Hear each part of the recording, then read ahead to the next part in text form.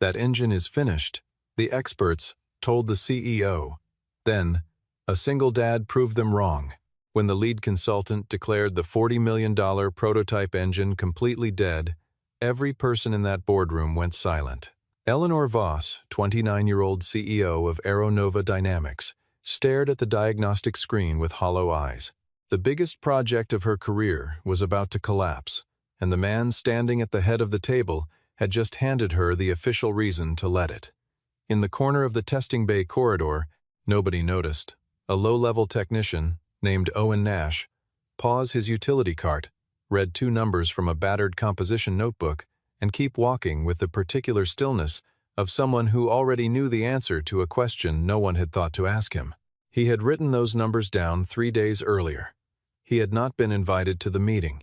He had not been invited to any meeting. That was the point. And the question was no longer whether the engine could be saved. The question was whether anyone in that building would let him save it. One father, one engine. And a truth the entire world of experts refused to admit. Phoenix, Arizona sat under a hard morning sky by the time Owen Nash badged in through the side entrance of AeroNova Dynamics at 6:47 in the morning. He was 36 years old, medium build, with the kind of face that disappeared in a crowd without effort, not unremarkable, so much as carefully unmemorable, a distinction that people who knew him well might have appreciated if there had been many people who knew him well. His uniform was standard issue, navy blue, worn soft at the elbows from 2 years of this particular building, and he carried a stainless thermos and a composition notebook so old that its spine had been reinforced twice with packing tape. He was Level 3 technical equipment maintenance, calibration checks, peripheral system, monitoring the kind of position that kept a facility breathing without ever earning anyone's name on a door. He made his rounds in silence, moving through the service corridors with the unhurried precision of someone who had decided, long ago, that speed and accuracy were not always the same thing. He checked pressure gauges on the secondary cooling loop, logged ambient temperature readings, initialed the inspection sheet on the east wall panel near the testing bay entrance. His movements were unusually deliberate for a man at his grade, not slow, but measured, attentive in a way that looked habitual rather than effortful, the way a person works when they are paying attention to something no one told them to track. Near the far end of the testing bay, behind a sealed partition marked with yellow access tape, sat the NX-7 prototype, the crown of AeroNova's ambitions. A next-generation turbine engine, 14 months in development, $40 million in sunk cost, and a $300 million defense contract resting entirely on its performance clearance. The final pressure certification was 14 days out, and the building felt it the way buildings do when everyone in them is holding their breath for the same thing. Owen paused in front of the ambient monitoring station mounted beside the partition. This was not a diagnostic terminal. It was part of the facility's environmental logging system, a continuous archive of temperature differentials, airflow measurements, and vibration readings embedded in the walls and floors around the testing bay. Most people walked past it without any particular awareness. Owen read the display the way another person might read a face looking for the thing that didn't quite fit, the small note that was slightly off-key. He took out his notebook and wrote down 2 numbers from the thermal variance column. Then he capped his pen, tucked the notebook into his chest pocket, and kept moving. He sent a short message to his daughter Maya before clocking out for the morning rotation. Done by 6 tonight. Heat up your own dinner. She was 11. She knew the drill. He did not say more than that. 1 floor above, at 7:15, Eleanor Voss arrived carrying a stack of briefing folders and the expression of someone who had not slept well but refused to let that become anyone else's information. She was sharp-featured, composed, dressed with the deliberate precision of a person who understood that every room she walked into would be looking for a reason to question her authority before she had said a word. She had inherited the CEO role from her father 18 months ago, not by accident, but not entirely by her own design either. The board had needed a name people recognized, and hers was the one attached to the founding family. She had spent every day since then, working to earn a position she had technically already been given. The NX-7 was her call. She had pushed it through over the objections of 2 board members who thought the timeline was too aggressive. If it worked, AeroNova moved from mid-tier regional aerospace contractor to a serious player at the defense table. If it failed, the company would spend the next 18 months fighting for its shape. 14 days on the clock. She sat down at her desk, opened the briefing on top, and got to work. The pressure test was scheduled for the following Wednesday, a mid-cycle load evaluation at high operating capacity. Not the final certification run, but close enough to matter to everyone watching. 4 observers from the defense client's technical review team had flown in specifically to be present. 2 board members occupied the upper observation gallery. The Aeronova engineering staff stood at their stations in the control room, with the contained stillness of people who had spent 14 months preparing for the particular moment they both needed and feared. Adrian Cole, Aeronova's head of engineering, a careful, methodical man in his mid-40s, with graying temples and a habit of clicking his pen when he was processing something, stood at the primary console and watched every readout with the focus of someone who had done everything correctly and was now waiting for the universe to confirm it. The NX-7 reached operating temperature in the first 3 minutes. The readings climbed to their marks and held. 9 minutes and 20 seconds in, the room had relaxed almost imperceptibly.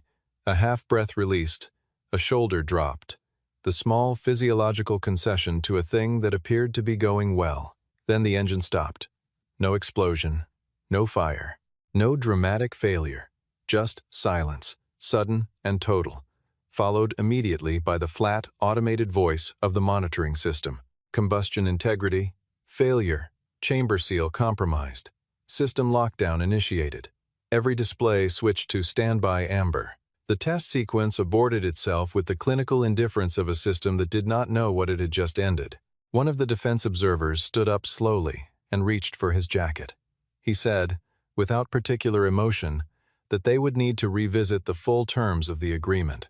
His 2 colleagues nodded and filed out in the manner of people who have somewhere they would rather be. Eleanor was watching from behind the one-way partition on the upper level. She did not move. Her face maintained its shape with the effort of someone who has trained it to do so under pressure. Only her hands gave her away, both of them pressed flat against the glass, fingers spread, as though she were keeping herself from leaning into the space between herself and the problem below. Adrian led the engineering team into the bay for immediate inspection. They unsealed the combustion chamber access panel and found exactly what nobody wanted to find. The thermal barrier ceramic coating had lifted and fractured in 3 separate sections, and the primary sealing ring was deformed, bent slightly inward by localized thermal stress, as though one zone inside the chamber had been running hotter than it should have for longer than it should have. Not a catastrophic failure. A precise, specific one, which was in some ways worse. It meant the system had been failing in a particular direction, and no one had seen it coming. Owen was part of the floor support crew that cleared the bay after the lockdown. He was not permitted near the access panel, and he stayed exactly where protocol placed him. But he had a clear line of sight from 17 meters away, and he used the 10 seconds the panel was open before the senior engineers closed off access. He reached into his chest pocket, opened his notebook to the page with 2 numbers on it from 3 days prior, and looked at them for a long moment. He did not say anything. He closed the notebook and continued his shift, but whatever he was thinking did not leave with him. That afternoon, Eleanor announced she was bringing in an independent expert for a full technical evaluation within 48 hours. The name that came up, floated by Harrison, the senior-most board member, a man who had been in that chair since Eleanor's father ran the company, was Sebastian Grant of Nexion Consulting, the man who had validated the Rolls-Royce Trent Series developmental program. The man whose name alone was enough to make a room stop arguing and start nodding. Eleanor wrote the name down and said she would call that evening. Owen drove home, ate dinner standing at the kitchen counter, and sat down afterward with a clean page in his notebook and began writing in the quiet of a house that had learned to be patient with him. Sebastian Grant arrived on Thursday morning, in a charcoal suit that did not call attention to itself because it did not need to. He was 61, silver-haired, with the unhurried ease of a man who had never walked into a room that did not wait for him. His assistant carried a custom diagnostics kit in a brushed aluminum case. Sebastian shook Eleanor's hand warmly, shook Adrian's with slightly less, and then asked pleasantly, with the tone of someone making a reasonable professional request, that the Aeronova engineering staff give his team room to work without interference for the duration of the assessment. He was not rude about it. He never was. Sebastian and his 2 assistants spent 6 hours inside the sealed testing bay. The Aeronova engineers were asked to wait in the corridor or return to their offices. Owen spent those same 6 hours doing scheduled calibration work on the secondary loop system 3 rooms away, hearing nothing, recording nothing, except what his routine required. The report was delivered at 4 in the afternoon in the main boardroom. Sebastian stood at the head of the table with a projected image behind him that he barely needed. He had given versions of this presentation many times, across companies and contracts and crises that had blurred together into something resembling authority. He walked through the combustion chamber inspection, the thermal imaging data, the structural analysis of the ceramic barrier using terminology that only Adrian fully tracked, delivering it with the patient confidence of a man explaining something that had always been inevitable. His conclusion, when it arrived, was stated without drama. The thermal barrier coating had experienced a manufacturing defect at the substrate bonding layer, present since fabrication, undetectable through standard pre-test inspection. The entire combustion chamber assembly required replacement. Estimated cost, $11 million. Estimated timeline, 9 weeks minimum. With the current deadline, he said, looking directly at Eleanor, the program as currently scoped was not viable. This engine is done, he said. There is no workable solution within your remaining window. The room was quiet in the particular way. Rooms go quiet when the thing everyone feared has finally been said aloud by someone with the credentials to make it final. Harrison leaned forward and mentioned, almost gently, that Stratos Aeronova's primary competitor in the defense propulsion market had made an informal acquisition inquiry the previous week. He suggested the moment warranted a more serious conversation about that option. Eleanor looked at Sebastian. She looked at Harrison. She looked at the projected cross-section of the combustion chamber on the wall. She said nothing. Owen was pushing a utility cart past the boardroom at that exact moment. The door was not fully latched. He did not stop walking, but he slowed, and he heard Sebastian's voice, the cadence of certainty, the phrase, "no workable solution," and he kept moving until he reached the end of the corridor, where he stopped, opened his notebook, and read the 2 numbers and the 3 additional lines he had written at his kitchen table the night before. He stood there for 4 seconds. Then he continued down the hallway. Owen knocked on Adrian's office door at 7:50 the following morning, opened it without waiting, and set his composition notebook on the desk. He had been in the building since 6. He told Adrian what he had found, without preamble. The thermal readings he had logged 3 days before the failed test showed an anomaly inconsistent with a manufacturing defect in the ceramic coating.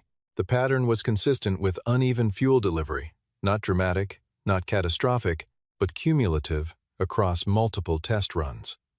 A secondary fuel regulation valve, designated FRV9 in the system schematic, had likely been delivering inconsistent flow rates at high-temperature operating bands. If that was correct, the ceramic damage was a downstream symptom, not the disease. Adrian listened. He was not a dismissive man by nature. He tried, genuinely, to give ideas a proper hearing, but he was also a man who understood where he stood and where Owen stood, and what the operational distance between those 2 positions meant in the context of a $40 million program with an external consultant's signed assessment already on record. He said, "Owen, you're level 3 technical. You don't have the authority to flag a primary system diagnosis. That's not personal. It's procedure." Owen did not argue the procedure. He asked for 15 minutes and a pressure measurement kit to check the FRV9 directly. Adrian said it was not possible. Sebastian had requested the NX7 bay remain sealed during the assessment window to preserve documentation integrity. Any unsanctioned access would compromise the evaluation record. So Owen did the next thing. He went upstairs. The assistant outside Eleanor's office told him he needed an appointment. He said he understood, and he asked her to let Miss Voss know that Owen Nash, level 3 technical, had information about the NX7 assessment that he believed was material to the decision she was preparing to make. The assistant looked at him the way people look at someone standing in the wrong hallway. Then she sent a message. Eleanor appeared in the doorway 2 minutes later and let him in without sitting down, which he understood to mean she was giving him a defined amount of time. He presented his analysis without the notebook he had it memorized, and he laid it out as concisely as he could manage. The thermal anomaly, the FRV9 theory, the cost difference between a valve recalibration and a full chamber replacement, $80,000 versus $11 million, 28 hours versus 9 weeks. Eleanor looked at him carefully, the first time she had genuinely looked at him, as opposed to looked at his uniform. She took in the worn cuffs, the notebook at his side, the particular quality of stillness in someone who is used to not being listened to and has decided that is not going to change what they say. Then she looked past him toward the window and said, "Mr. Nash? I hired Sebastian Grant, 20 years of experience, doctorate from MIT, to give me a definitive assessment. What do you have besides a notebook?" He said, "Data. And data doesn't have a degree." He said it without bitterness, the way he stated all facts directly, without asking anyone's permission to believe him. Then he walked out. Eleanor stood at her desk for a moment that lasted longer than she intended, looking at the closed door. Then she opened her computer and moved on. What she did not see was the hallway outside. Sebastian Grant was passing on his way to a follow-up meeting, and he and Owen nearly crossed paths near the elevator bank. Sebastian paused. He looked at Owen with the measured attention of a man making a quick calculation. Then he smiled, just slightly, and said, "Honest advice? Don't make things harder on yourself." Owen said nothing. He pressed the button for the service elevator and waited, but he remembered the look. Owen did not go home at the end of his shift. He was scheduled for secondary loop monitoring through the evening, legitimate, documented, logged in the system. He had access to the auxiliary data room, where the facility's ambient environment logging server operated from a rack that no one had updated the interface on since the building renovation 4 years prior. The ambient system was not the NX7's primary diagnostic network. It was the building's own continuous archive temperature sensors, airflow measurements, vibration monitors embedded in the structural panels of the testing bay, the kind of data that existed because building codes required it, stored automatically, and reviewed by almost no one. Owen had learned the interface in his first month. He pulled records for the 3 previous NX7 test runs and began to reconstruct a timeline using the temperature variance data from 4 sensors positioned within 3 meters of the combustion chamber's outer housing. The technique he applied, rebuilding a combustion pattern from indirect environmental data, was not something a Level 3 technical employee was expected to know. It was, in fact, a methodology Owen had developed himself during his doctoral research at Caltech, published 11 years ago in the Journal of Propulsion and Power, cited 72 times by researchers at institutions whose names he had stopped following. He had been 30 when his wife Claire died, an aneurysm, without warning, on a Tuesday morning in March. He had been at a conference in Stuttgart when the call came mid-presentation, a number he recognized as their neighbor, and the world had rearranged itself in the time it took to step into the hallway and answer.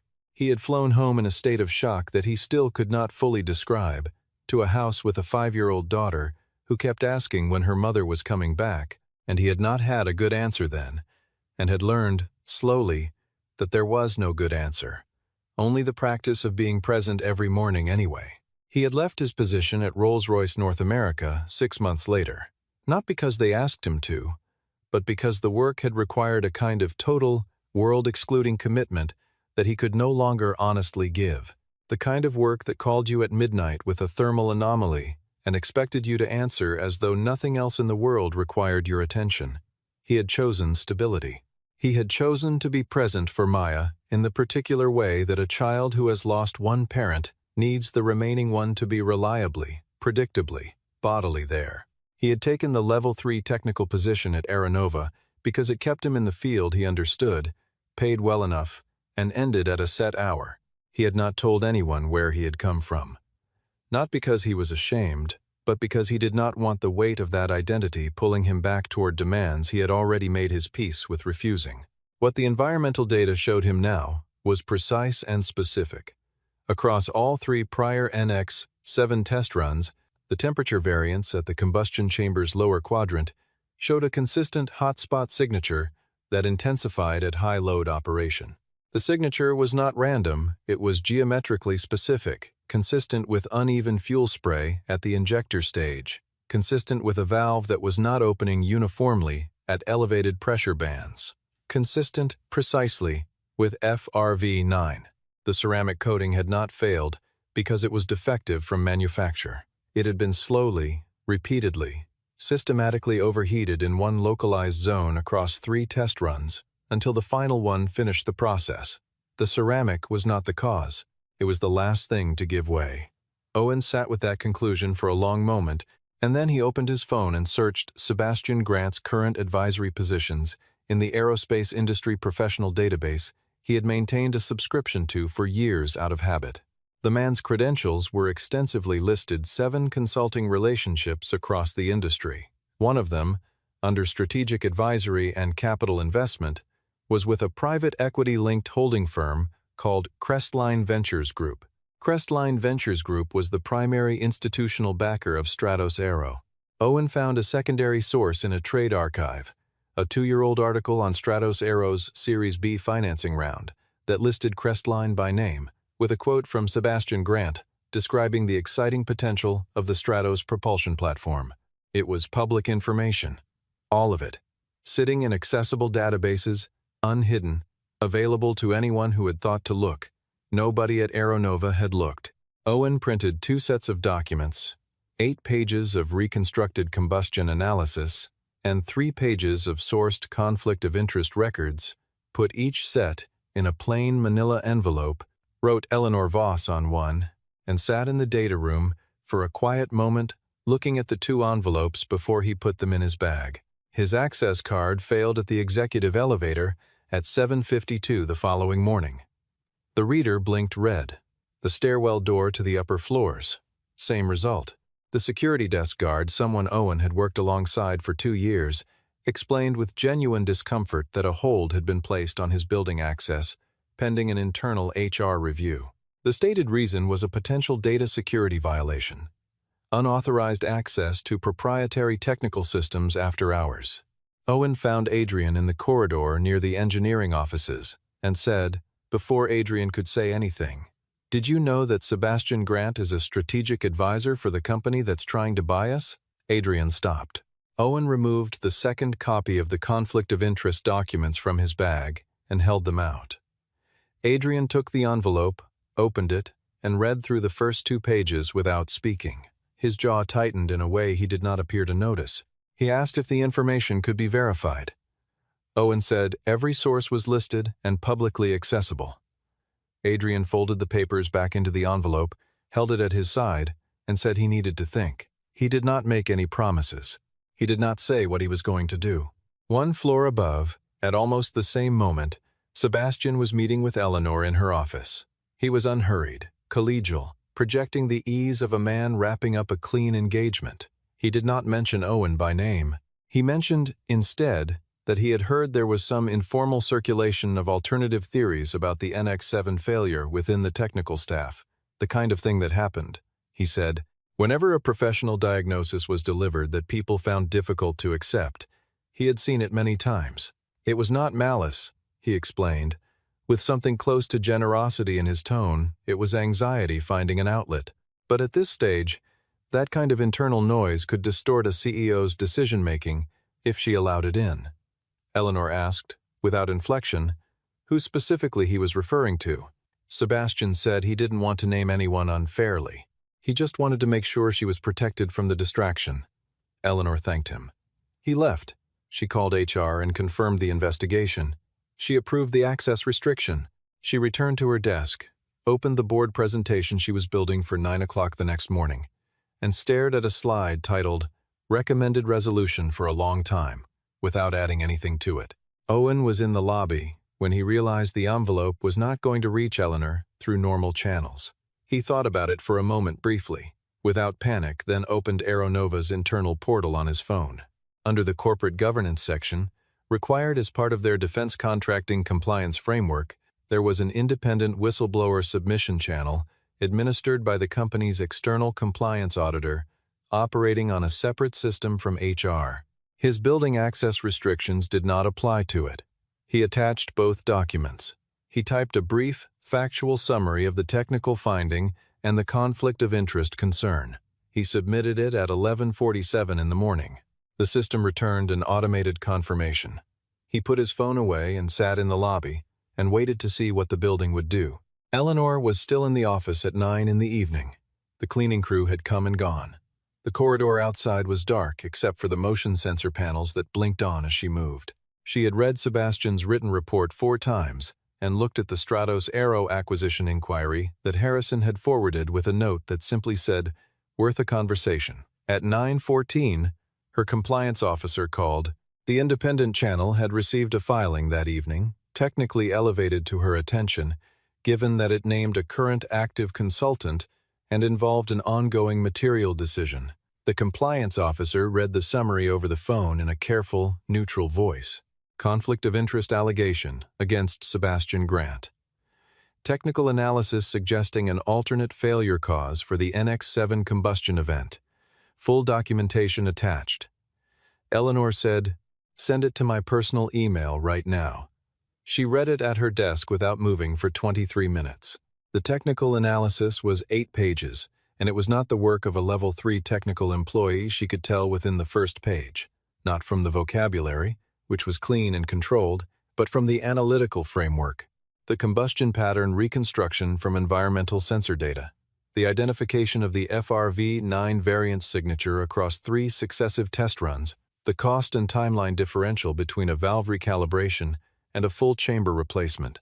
It was precise and methodical and internally consistent in a way that put something uncomfortable behind her sternum. She opened a browser window and typed Owen Nash's name into the aerospace engineering professional database she used for hiring verification. 2 peer-reviewed journal articles, 11 years old, Caltech doctoral research, combustion dynamics in high-temperature turbine systems, 72 citations. She sat with that for a long moment. Then she opened the conflict of interest documents, the Crestline Ventures Group advisory relationship, the Stratos Aero funding connection, the 2-year-old article where Sebastian had described the exciting potential of the Stratos propulsion platform in a publication that had been sitting publicly accessible since before he had signed a contract with AeroNova.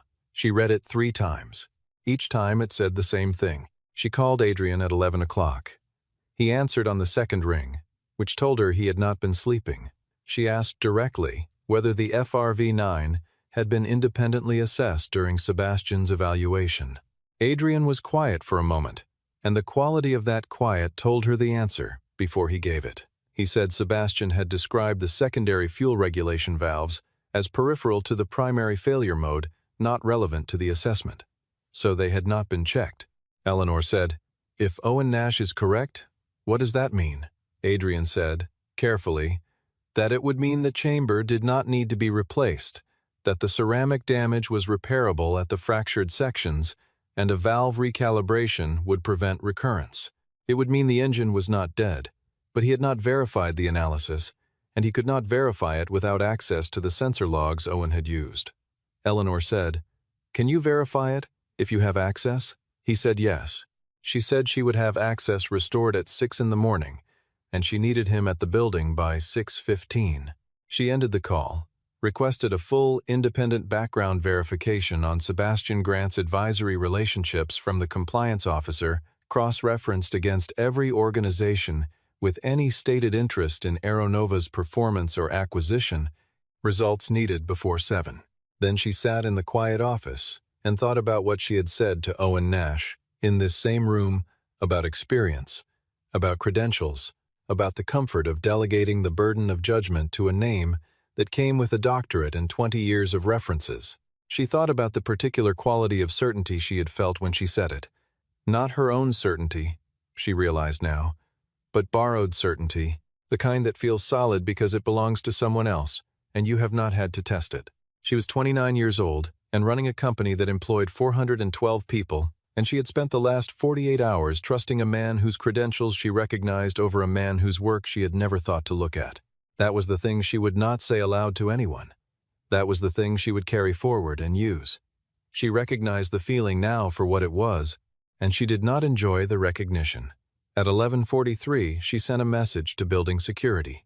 Restore full access for employee Owen Nash immediately. At 12:09 in the morning, Owen's phone buzzed. He was at his kitchen table with a glass of water, not sleeping. He looked at the notification. His access card was active. He sat with it for a moment, feeling something simpler than relief. Then he picked up his keys and left. By 7:15, the compliance officer had confirmed through 2 independent sources that Sebastian Grant held a paid strategic advisory role with Crestline Ventures Group, active for 8 months, predating his engagement with Aeronova by 2 months. There was no disclosure document in his consulting contract. He had signed a standard engagement letter with a conflict of interest clause and had not disclosed. Eleanor read the confirmation on her phone, walking through the parking garage toward the main entrance, and moved faster. Owen was in the building at 6:22.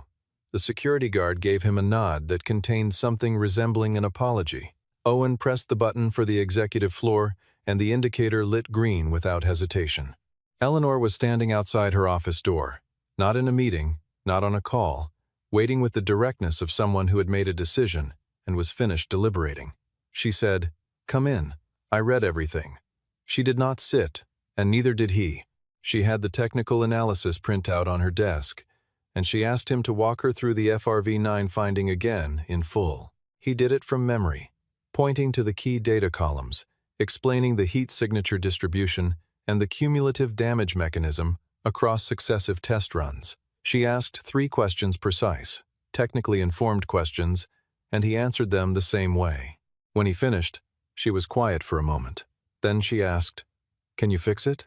He said, 28 hours. If the FRV9 unit is in parts inventory, I need to confirm that." She picked up her phone and called Adrian. The board meeting convened at 9 o'clock as scheduled. Sebastian Grant arrived 2 minutes early with a slim leather folder and the ease of a man whose only concern had been traffic. He had heard nothing unusual. He took a seat to the right of the table's center. Harrison was already there, and they exchanged the brief nod of people who had known each other long enough to dispense with ceremony. Eleanor walked in at 9:03 and stood at the head of the table. She did not sit. She presented, in order, the conflict of interest finding, the source documentation, the compliance verification report, and the timestamp confirmation showing that Sebastian Grant's advisory relationship with Crestline Ventures Group had been active before his Aeronova engagement and had not been disclosed in his signed contract. She spoke without inflection. She was not performing anger. She did not need to. Sebastian did not collapse. He was too disciplined for that. He said the characterization of his Crestline relationship was being overstated. It was advisory in nature, with no operational bearing on his technical conclusions. His assessment of the NX-7 stood on its own merits, regardless of his other professional relationships. When Eleanor said nothing in response to that, he shifted. The situation was perhaps more legally nuanced than an internal review could capture, and he would recommend Aeronova involve outside counsel before taking any action that could expose the company to liability. Eleanor said, "We're terminating the consulting engagement effective this morning. That decision is already made." He sat with that for a moment. Then he picked up his folder. Patricia, a board member who had served 11 years and was not in the habit of speaking at length, looked at Sebastian from across the table and asked plainly, "Would you like to explain your relationship with Stratos Aero before you leave?" Sebastian did not explain. He stood, straightened his jacket, thanked Eleanor for her time, with the tone of a man who had decided the situation was beneath him, and walked out. No one spoke to him as he went. The room was quiet for a moment after the door closed. Harrison looked at the table. Eleanor looked at the doorway where Sebastian had just been, and then she looked back at the room. "This meeting is postponed for 28 hours, she said. "When we reconvene, I will have a running engine." No one objected. The FRV9 unit was in parts inventory. Owen located it within 40 minutes of arriving in the engineering bay with Adrian and a technician named Marcus.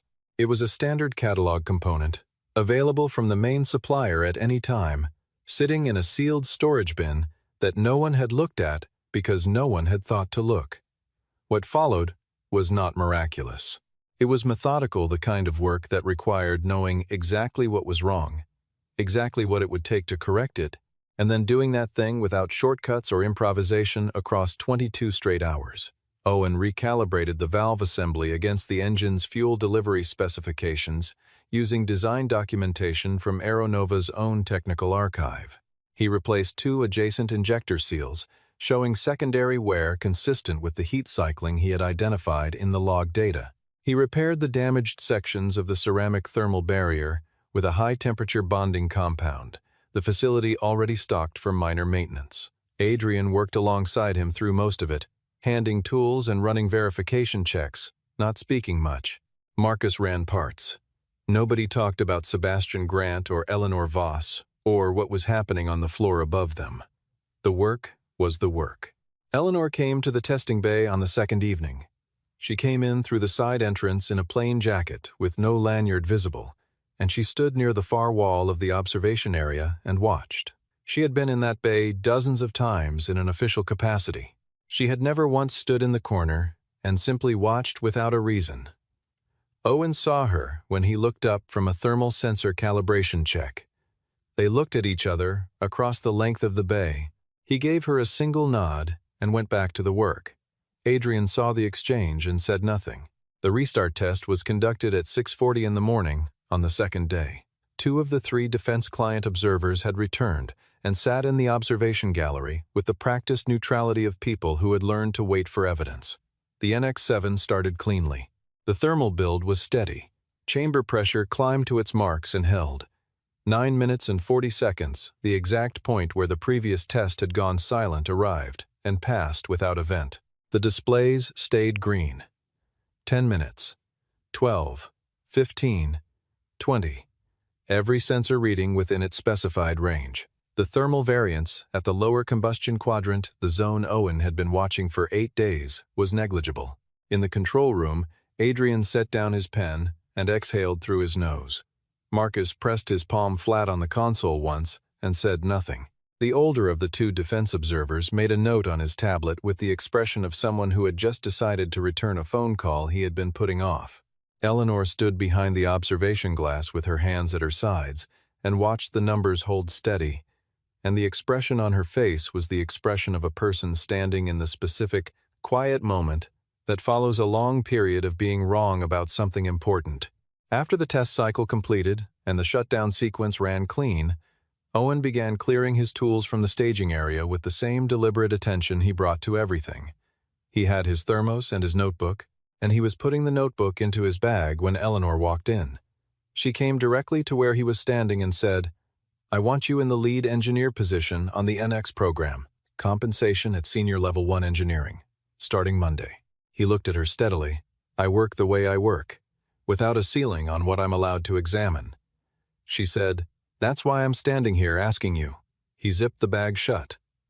All right. He drove home in the early morning, the sky just beginning to lighten above the freeway in the particular pale way that Phoenix mornings have when the heat has not yet remembered itself. He parked in front of the house and sat for a moment with the engine off. A lamp was on in the front window.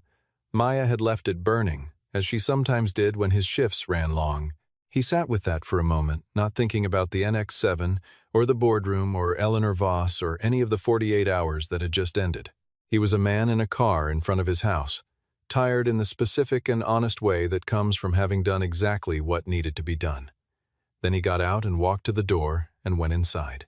Upstairs at Aeronova, the light in Eleanor's office was still on. She was on the phone with the defense client's program director, leaving a message. She said the NX-7 engine was operational, the program was on schedule, and Aeronova was ready to resume the agreement at the client's earliest availability. She did not mention Sebastian Grant. She did not mention what the previous 48 hours had taken from her or returned to her. She said what was true, in the cleanest possible way, and left it at that.